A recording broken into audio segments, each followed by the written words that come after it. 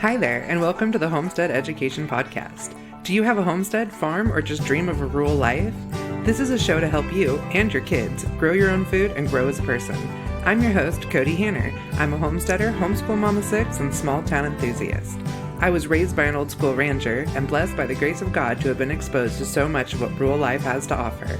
Join me every week to talk about homesteading, homeschooling, and growth with a homestead education.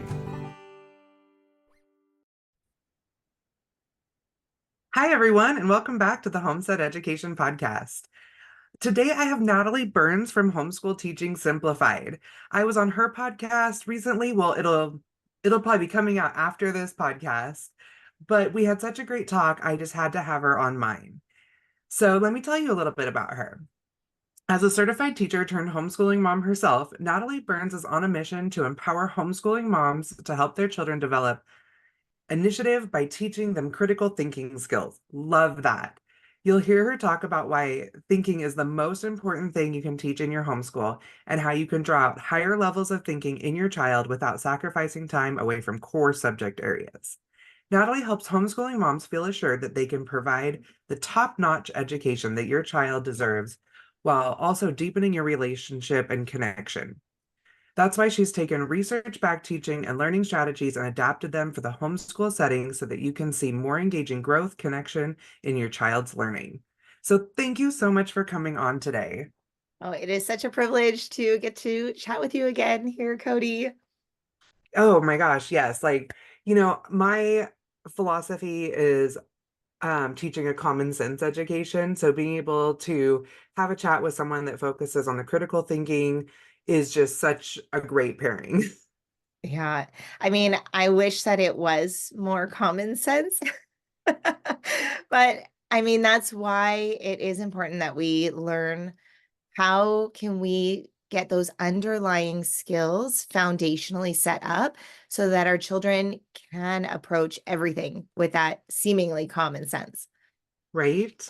So tell me a little bit about yourself, how you got started in what you're doing, and yeah. Yeah, sure. So I'm married 15 years. We have three children, ages, Congratulations. and thanks, 9, 7, and 4. And I did not always have homeschooling on my radar. I actually started out as a public school, high school science teacher. I taught senior biology and even a bridge program to a local health sciences like certification program where you can become a nurse, a sonographer, x-ray Oh, technician, things like that. So that was really fun. And I actually really enjoyed teaching in the classroom. What I think changed? high school biology was literally one of my favorite classes. Yeah, well, I mean, you can see that in your curriculum that Well, it yeah. really shines forth. Yeah, it's great. And from a science perspective, it's really strong. Um, Now, that wasn't why I wanted to leave. I loved it. And I loved seeing those light bulb moments, especially with teenagers, when usually we see the common aspect of like being super bored and not wanting to do things. But I was able to reinvigorate that wonder and joy and initiative through the learning that I was lit up every day. But what happened was my daughter was getting older, and I looked at this going, wow, I'm going to need to send her off to somebody else to teach her to who knows what standard each year, whoever she's going to get. And then I'm going to go and give my best to other children. And that just didn't really mesh well with me. And I thought, you know what? I need to give my best to my children and raise them up and Mhm. train them in the way that I know that they can come and fulfill their full potential. And so that was why I ended up leaving the classroom. And when I started homeschooling her, I signed her up for a local, we need to either register or enroll here in BC, Canada. Uh-huh. And so I signed her up with a like online homeschool academy. And they said, "Oh, would you like to enroll for teaching support?" And I said, "Oh, no, that's okay. I'm already a teacher. I don't need the extra support." And they said, "Oh, well, we're hiring. Would you like to work with us?" I said, "Oh, sure. Let's give it a go." And so I was their home learning support teacher, which is essentially making sure that you're following the Ministry of Education requirements so that you can get a Mhm. report card and then graduate with the high school diploma, or we call it a dogwood here. And if you register, you can do whatever you want, basically, and there's no diploma, and it's kind of you just need to have your name down somewhere. So I worked for them for a couple of years and thought, wow, I really love being able to still support moms and support children in this way, other children, other families. However, this isn't really the way that I see myself doing this long term. And so that's when Homeschool Teaching Simplified was born. And I thought, I want to do this my own way. And I started supporting moms privately through my own business. And that's been so fun. And we've been registered for a couple of years now. And we're switching back to enrolled. So we kind of flip flop between what we do. And I'm really thankful that we can all uplift each other. You know that saying, a rising tide raises all ships. And so just being a Hmm. part of that has been such a privilege. I love that. It's actually my husband and I were talking this weekend because we originally we were we would never homeschool. Like, you actually want me to spend that time all day with my kids? Like, I was that typical, like, I would never have the patience for that. Like, when they go to school, that's when I work, or when I was a stay-at-home mom, I'm like, that's when I get the house clean. Like, and we would have never been able to wrap our minds around it until it happened for us. And that was about 8 years ago. Um, we had an incident with our oldest child who he got in some trouble, and we were like, this isn't the right setting for him. And so, like, the only option we could find was a homeschool charter, which sounds similar to like what Mhm. you guys were doing, where he was still part of a public school system, but we were teaching him at home and just checking in with the teacher. We ended up within 2 months, like, having all four of our older kids home. And we still, like, we did that school at home kind of setting. And we were all miserable, but like we kept pushing through it. And we were talking this weekend about how we have changed what our model of homeschooling is so much over the years. And now, like, the two of us can counsel other families, like when we're at these conferences and stuff. But what I think our biggest thing was is we wish 8 years ago that we had the educators like you and I out there. We would have probably come to the conclusions that we've come to so much faster and would have had such a happier homeschool experience. Yeah, 100%. When you can find great people to speak into your life, Mhm. that it just accelerates your learning. It doesn't mean you won't get there eventually without them. It just Mhm. accelerates the process. And so it's great to come together in that way. Okay, you mentioned something there about the school at home model. And I think, especially as a previous teacher, that it can be really hard to break free from these patterns that we've. I loved school. I thought school was Mhm. awesome. So, Yeah. And so you ingrain yourself into, well, this is what it's supposed to look like. And this is mhm. what learning is supposed to mean. And I really, I really appreciate this aspect of deschooling as a mindset more than necessarily as a practical what you do, because there are some people that love to sit down and do workbooks, and that doesn't mean you're doing homeschooling wrong. Yeah. I Yeah. don't think there really is a 100% wrong way of homeschooling unless you're just not doing it at all. Yeah. But even that, you can kind of justify it You can, because yeah. as long as you set the stage for your child to make these discoveries, that's actually, I mean, arguably one of the greatest ways that they can connect with Mhm. learning. And so when we can really look at ourselves and say, what am I bringing into this? And what is making this hard for myself or for my children? Then you can go, okay, well, maybe that's a belief system or a pattern of thinking that I've just developed over time. And maybe that is something that we need to break in order to make this a super Mhm. enjoyable process. Because, like you said, you should love it so much that you bring all of your children home because it's just that rewarding. Yeah. I mean, we yeah, I'm sorry. Like, it's so hard, like, breaking that mindset. Like, I had like a really big realization with it this weekend. I was at a conference and I was chatting with a mom who wanted to buy my curriculum. And okay, like, it's my podcast, so I guess I can plug my curriculum all I want. But um she was looking at it and she's like, I was at a homeschool conference, a week or so ago. This was at a homestead conference. And she's like, I found another science curriculum. Like, she's like, I want to say similar to yours, but not, it wasn't like an ag one. It was just it didn't say like third grade science on it. Like it was, she goes, I want to say she said it was like aviation or something like that. And she's like, I felt so drawn to it, just like I feel drawn to yours. She's like, but I have this mindset that like if I don't teach my child the book that says third grade science on it, they're going to be missing something, that they're not going to be like checking some box somewhere. And I was like, you have to like really change your mindset on that, because as long as they're learning science, especially like with my kids, when they were younger, we chose a different subject of science every year. Like they got to choose. That was something that made them really excited. And I was like, if you can like change your mindset to that, then as long as they're getting science under the belt and learning those concepts and learning like, the problem solving and the scientific method and how to research and all those things, they're getting that science basis, Well, you bring especially. up, yeah, you bring up, I think, one of the biggest fears and maybe most fiery topics in the homeschool world, and that is this idea of learning gaps. Yeah. That you're not doing a good enough job. Your child's going to have gaps in their learning. They're not going to be prepared for life outside of homeschool. Mhm. And really, when you think about, let's just dial it back here to what learning is. And learning is basically the ability for your child to connect with this information themselves, process that, think about it, and then communicate their ideas in a way that other people can understand. Mhm. And so that is the core baseline of what we really need to be teaching our children. And I know you said in my bio, I really do think thinking is the most important thing we can teach them, because then when you forget to teach them something in the third grade curriculum that everybody else is doing, or if you totally forgot about like multiplying polynomials, no Right. big deal.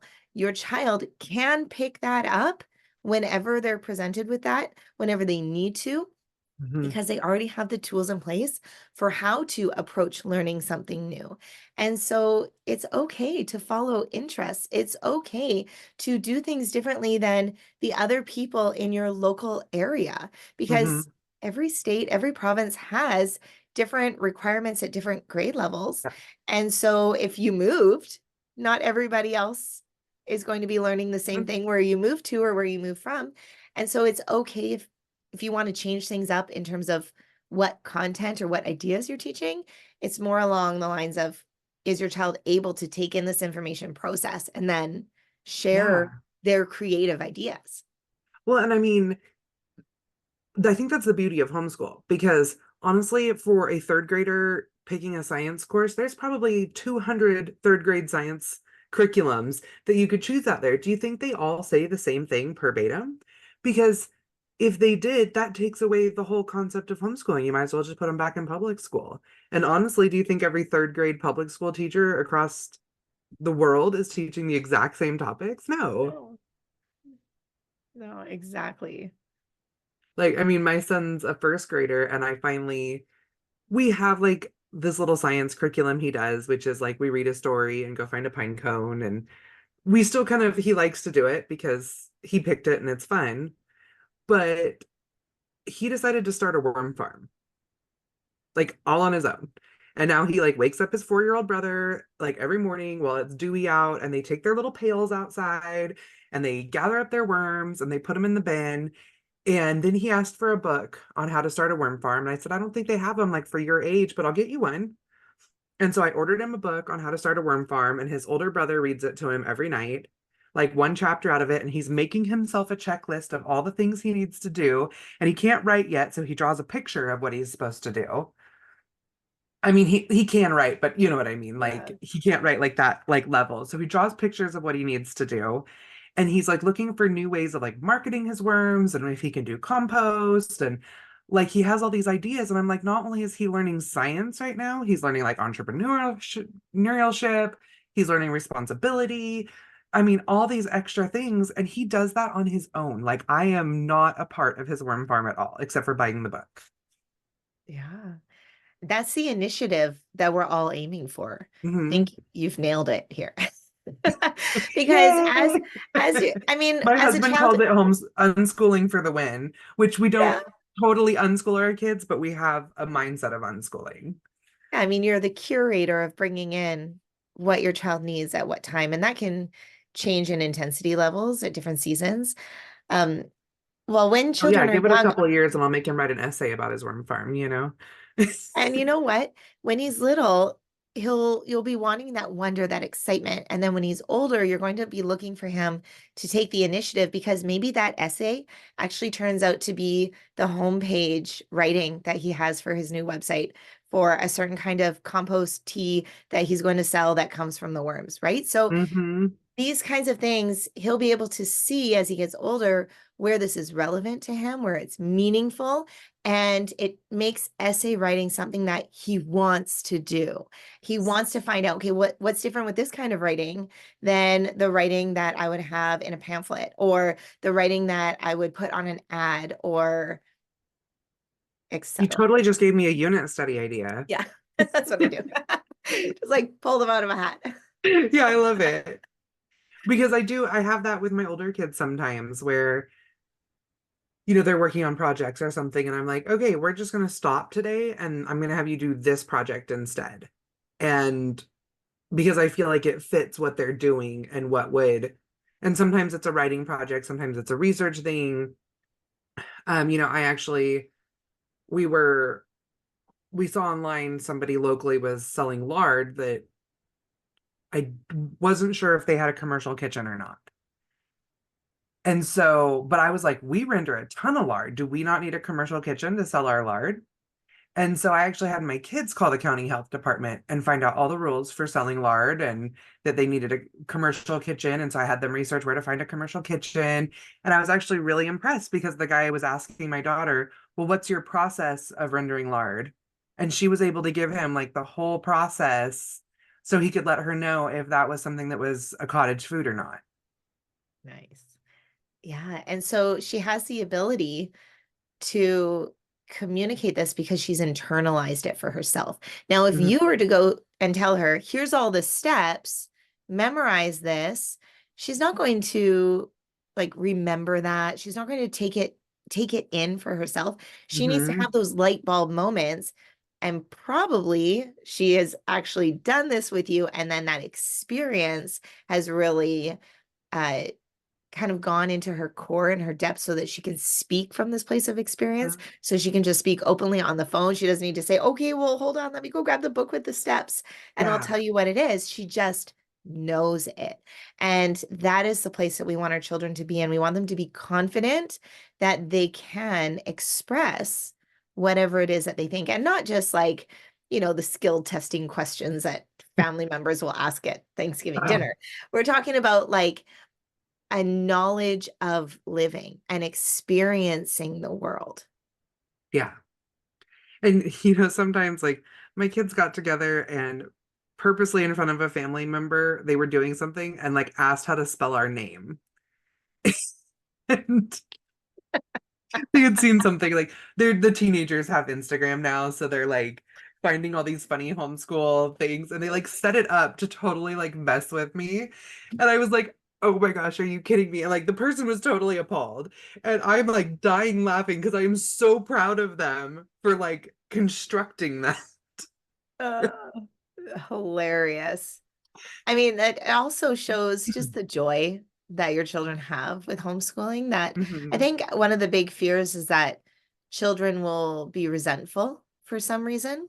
Yeah. Um, and we're just not seeing that with the average homeschooler. They are so Mhm. happy to be homeschooling and they're having fun with it and they're playing with it. And look at the relationship that they have with you. They feel so safe with you that they can tease you and joke with you and pull off this prank, knowing that their relationship is secure in the process.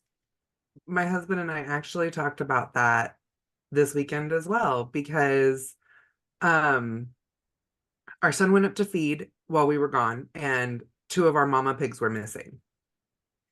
Yeah. And he like calls and he's like, what do I do? I mean, and my husband's like, did you check the barnyard? He's like, yes. He's like, did you check the other pens? Yes. Are all the babies there? Because these mama pigs had babies in with them. And he's like, yes. And he's like, okay, they're probably somewhere nearby. Like, because the door was open, so it wasn't like they were stolen or something. And he's like, so go ahead and go look, just go look for him. And I holler, like, take a bucket of feed with you. So when you find them, they follow you. And um, he's 15 and he handles our pigs most of the time. But like to have mom and dad gone and then pigs missing, he probably freaked. And my husband's like, man, when I was his age, I would have, like, there was no way I would have been calling my parents. I would have like exhausted every avenue that I possibly had because I would not want them to know that I'd lost pigs. And like it turned out it was his fault because he had not latched the door right. So he's like, not only did I lose pigs, I wouldn't have wanted them to know like that I had messed up that big. And I was like, oh yeah, I like when I was a kid, I would have like hid that from my mom, like, because there would have been no support. There would have been just like de degradation. I can't think of the word right now. Yeah. Would have been a degrading, like, you're so stupid. And I was like, he's like, it was a little annoying when he called, but when I got off the phone with him, I thought to myself, I'm so happy that he felt comfortable enough to call me. Yeah. So that was a pretty, like, we reflected on that in the way we parent our kids.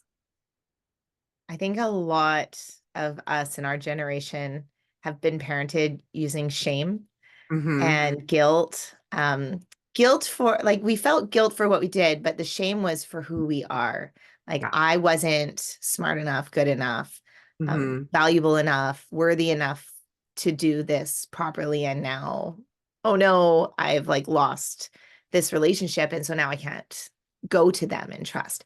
And so I think it actually, it's the core of what we're talking about, maybe discussing today, which was resiliency.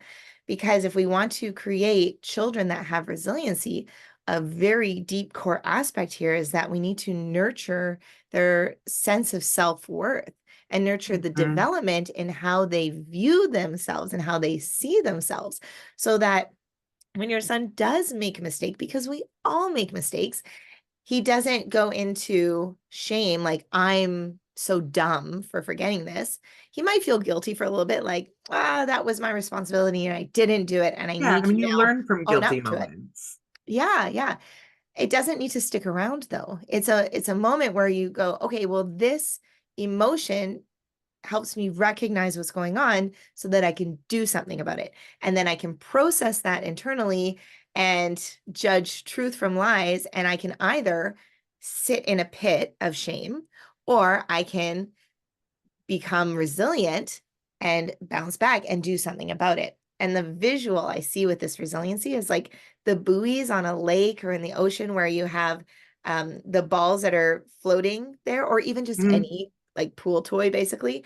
And you go to push them down and they go under the water and they push down, but it takes quite a bit of effort, doesn't it? And then as Yeah. soon as you let go, what happens? It pops back up to the surface. And that is the picture of resiliency here, is that bouncing back. And actually one of members of my community called it bounce back ability, which I really liked, because Yeah. we're all going to get pushed down. Something is going to happen circumstantially in our lives, and our children are going to experience this. And it's a matter of, do we stay down or do we bounce back up? And then how do we develop the internal qualities in our children so that they feel confident that they can bounce back up? And that comes into how we nurture their self-talk, how we help them to see themselves and see their value. And when they know that they have this template of what is true of who they are, which we can speak into their lives, now anything that comes at them from the outside in, whether it's devastating circumstances, whether it's like harmful and manipulative marketing messages out there, whatever that is, they're not just going to soak it in. They're now going to judge that against this template of truth that they have for themselves. Like, I can do this. I can solve this problem. I know some steps I can take, and I'm going to bounce back from this, and we'll move forward.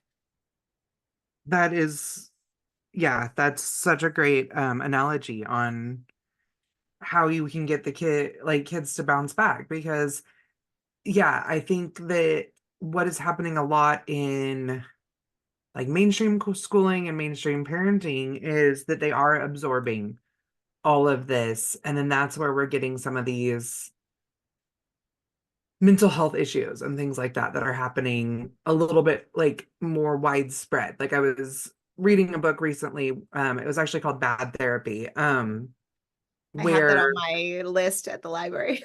it's really good. There was a couple things she mentioned in there that, but I mean, she's hitting some really like controversial topics. So there's probably going to be a lot of things, like some things you don't agree with and some things you do. But one of them is she was talking about how young people are identifying with their diagnoses, rather than, like they don't be like, oh, like I'm a Christian homeschooler that does 4-H and plays baseball. They're like, oh yeah, hi, like I have anxiety, and like they're like identifying with their diagnoses and like focusing on that rather than these other really positive things that they could be focusing on. Yeah. So how do we help our children have this really positive internal template of what their true identity is, who they are? I think one of the things that we unknowingly do quite a bit, because we're kind of in our own patterns of thinking that we need to identify and break constantly. Mhm. That's kind of what deschooling is all about too, just Right? constantly shedding these patterns of ways that we thought it was supposed to go. And so one of the things that as parents we naturally do is we try to make these little mini me's.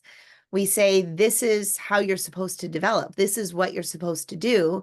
Sit down and do your work because this is what we're doing right now. Or you're going to be a baseball star. So get out there and practice. And we're telling them what we want for them because it's the best for them, because we know better.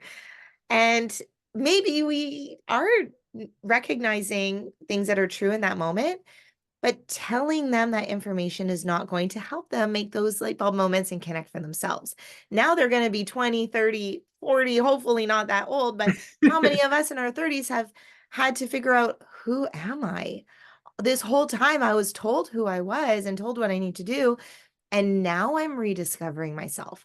We want to help our children make those connections while they're young so that they can identify with the root of who they really are and then build off of that. And then when it comes to something like anxiety, they can say, wow, yeah, I feel super anxious about this in the moment. What's going on? This is a flag for something for me here. Maybe I'm uncomfortable. Maybe I'm angry. Maybe I feel manipulated right now. Maybe I am nervous because I don't think that that person has the true intentions. And we can now look deep down into where the anxieties come from in the moment and deal with that rather than just saying, okay, well, this is just how I am. Yeah. Hmm. I actually, um, I saw a quote. I was giving my husband a hard time. It was talking about things you can do in, like your marriage, and or myths in your marriage, and like why you should fix it. And one of them was basically saying like, I don't have to change how I'm handling this because this is just who I am. And then it had a Bible verse under it, and I wish I could remember. I think it was Proverbs 28:11. And it was like a dog returns to its vomit, a fool continues being foolish. Yeah. And I read that to my husband, and he was like, I don't think it said a dog returned to vomit in the Bible. And I was like, I'm gonna look it up. And it does. Oh, I mean, it's hard sometimes to find truth because there's that saying out there that people don't change. Yeah. And then there's also like people change all the time. And like you need to acknowledge that who we were as children, who we were as teenagers is not the same Yeah. as who we are now. And so this whole personal growth process is about noticing, well, what patterns did I put in place at that time because that was necessary for me Mhm. to like cope or Oh yeah. to stay safe in whatever relationships or situations I found myself in. And then now it's not helpful to me anymore. In fact, it might even be harmful. And so we need to switch up the way we think about things. And that is really like speaking to this resiliency, right? Because when we can model for our children that we don't need to stay the same, we have the ability to change our minds. We have the ability to shift our perspectives, to adapt and change in light of new information that we maybe didn't know before. that now they can see us model that, and they know that they never have to sit in a pit of something themselves. They can constantly grow and change. And this is what lifelong learning is all about, right? There's no end goal Yeah. point for learning. You can't say on your last day, well, check, I learned everything that I wanted to or needed to, right? We're going to Yeah. be continually doing this. And so showing them that it's actually optimal and beneficial to always be open to changing is going to be one of those things that gives them that resiliency. Hmm. I agree completely. So if you were working with a family who, if you were going to sit down and start working with like a homeschool family and what you do, what give me like your rundown or something. Like I don't really know what I'm saying. Like, Yeah, what do I do? Uh, yeah. well, I'm really action oriented, even Uh-huh. though we obviously, as you can tell from this conversation, I'm really big on that internal transformation as well and Mhm. shifting the way that we thought we had to do things and the expectations that come our way. But some quick wins can sure help along the way. So, what I've done is I've taken all of these years of teaching in the classroom and these like top educational strategies for how children learn. And I, at first, tried to apply them in my homeschool and realized, well, that doesn't work. No. These don't work in the homeschool setting. So I went ahead and I created a way to adapt them for the homeschool setting so that you can see your child stretch in their learning because like us, our children are the same. They will only stretch themselves as far as they feel comfortable, which will be a tiny bit.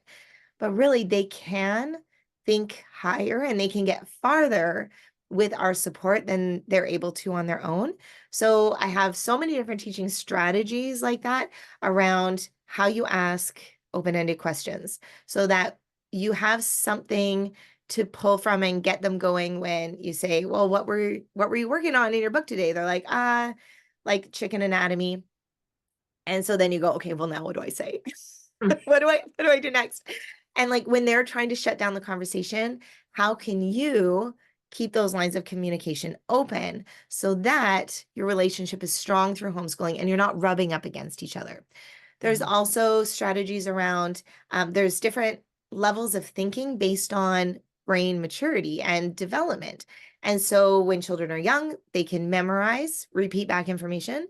Then as they get older, they can start to understand. Then they can start to apply information, analyze, evaluate. Then we get to creativity. So something like critical thinking, for example, that's higher up there. That's quite high on this maturity for how a child thinks. And they're going to be ready for this closer to around age 9. And that's where I think I click in really nicely is when a mom can't wing it anymore. It's not just play anymore.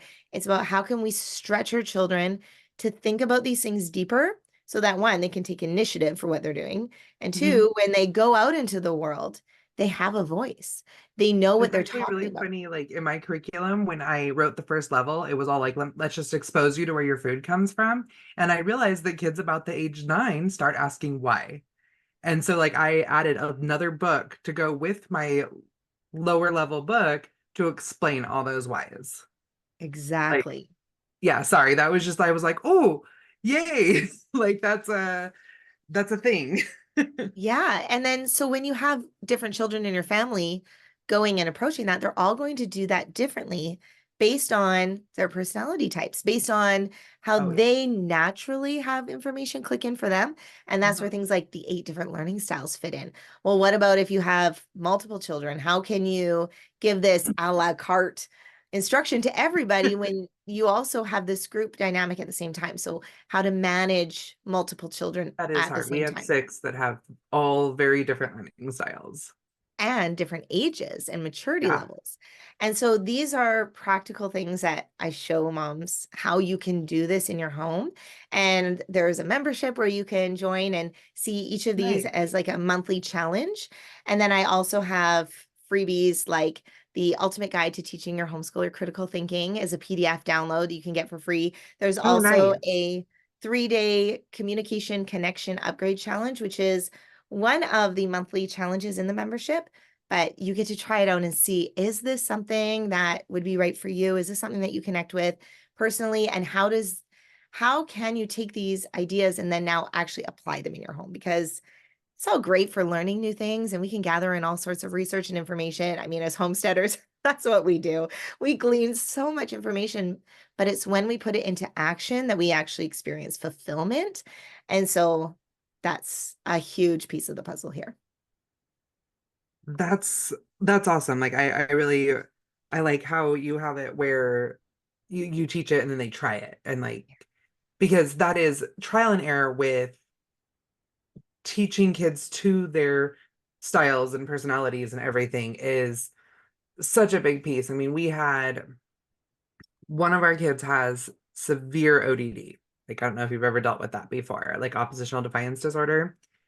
And if we didn't keep like a regimented schedule for the kids, he saw it like as holes or like weaknesses. And I mean, they say like kids can't manipulate, but I'll tell you what. I mean, and he'll even at 19 now we talk and he's like, oh yeah, I totally did that on purpose. And I'm like, and he thinks that, we all can kind of laugh about it now, but like, I mean, literally it would be, we would say, oh, everybody has doctor's appointments on Monday, so we're just not going to do school on Monday. He would be like, so we don't do school on Mondays now. And like trying to get him to do school on a Monday for like a month to 6 weeks after that would be just torture. Like, I mean, it was exhausting. And then he ended up being like, I want to go into the trades. And at 16, he quit doing school and went into the trades. And we were like, hallelujah. Because that was like so exhausting. But we were in seeing like how much he struggled like that. My husband and I were like, okay, we just need to make sure he gets the basics. So let's do, consumer math and things like that. Just things to get him to where when he got to the point that we couldn't school him anymore, that he had his foundation.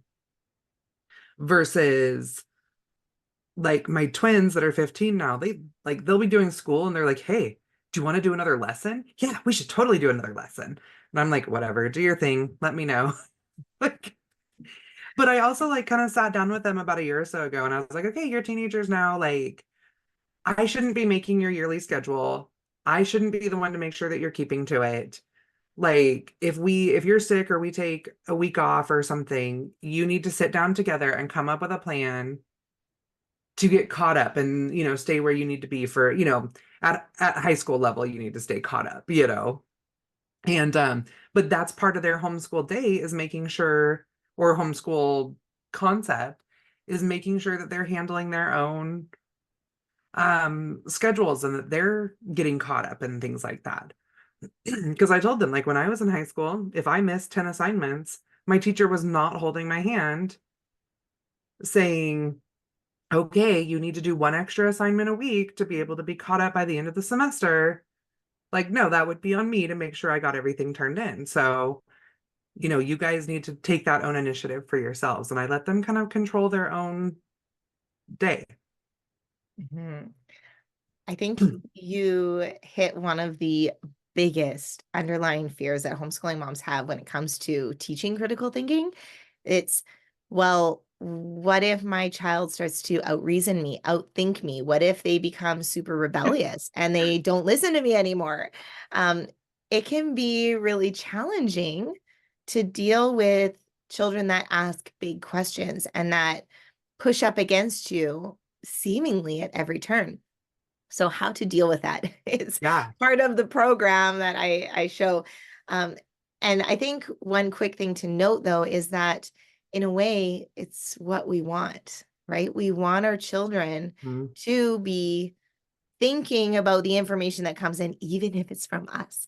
Because now your son, even though he is very particular about those nuances of what you said would happen, think about how well he's going to do in the trades when he's making sure that these jobs get done with meticulous order, and he's going to be the most sought after person because he is clear and direct about what the expectations are for this job, what it's going to turn out like, and he's going to make sure it turns out like that. Mhm. And that is going to serve him so well. So instead of saying, well, I don't like that quality because it's not like me, Instead, we have to say, well, that is something that I can see we can mature in you so that we don't have this immature version, but now we have this mature version of that carefulness and thoughtfulness. And instead of rebellion, it's now like observation, right? Mhm. And sticking up for what he believes is true. So let's just align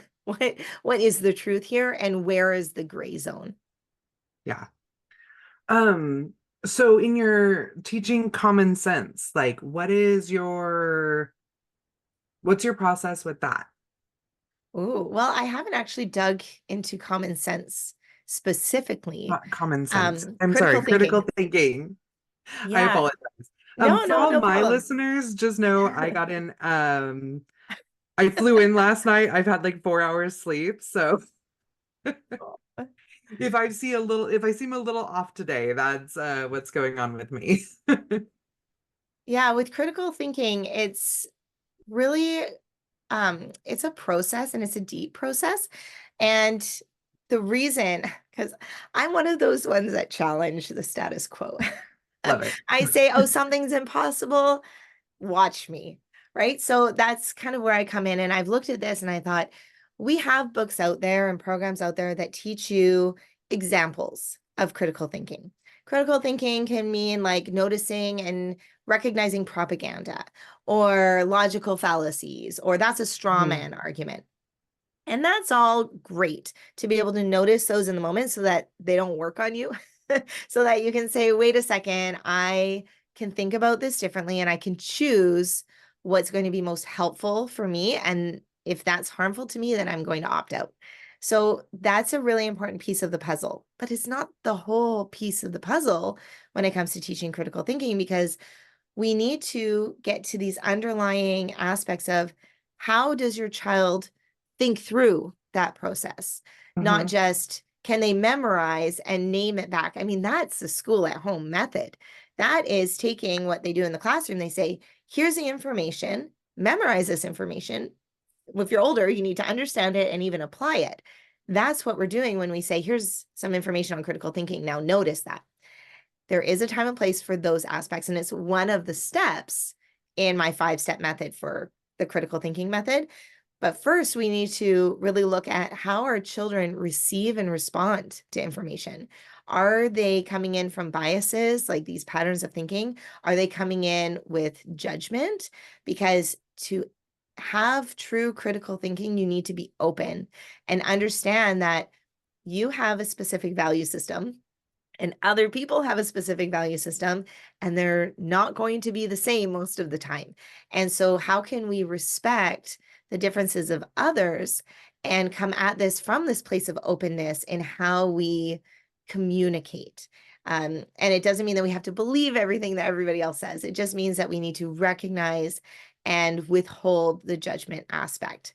And then we get into like that sense of value. Well, actually, first we need to give them more space. So once we teach our children those underlying core beliefs about who they are and how they can show up in the world, then we need to give them that white space in order to let them give it a go. If we want them to take initiative, we have to get out of the way. So that's Yes. part of that too. And then noticing the problem solving skills, how they're going to question and predict things, noticing how we can apply these different values based on these different personality types and how we can nurture that development in our children so that they can show up in the world collaborating well and socializing well with others because they know themselves first.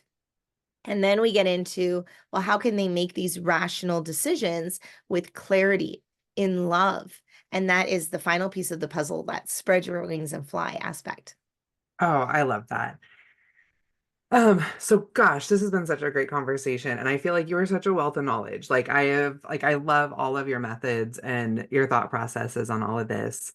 So as we get to the end of our time, my favorite question for all of my guests is, what does keep growing mean to you?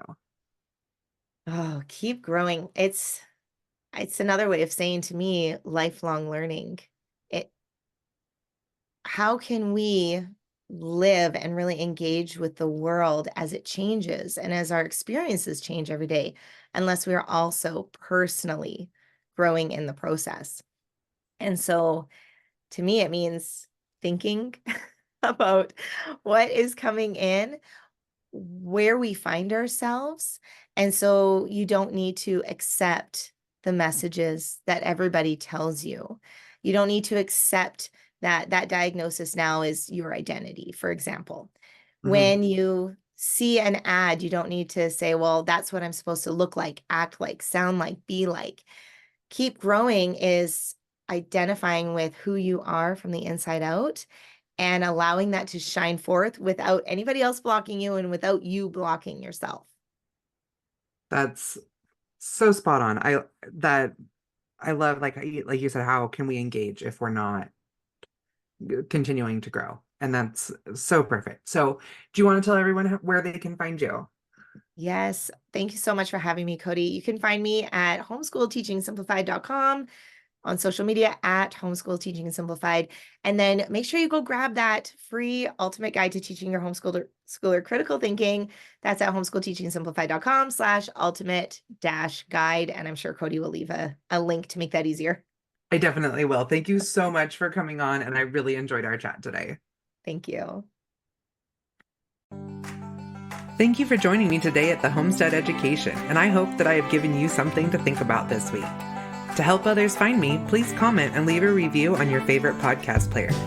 You can also follow me on Facebook at the Homestead Education and Instagram at Homestead_education. Do you have questions that you would like answered or just want to say hi? Please email me at hello@thehomesteadeducation.com. Until next time, keep growing!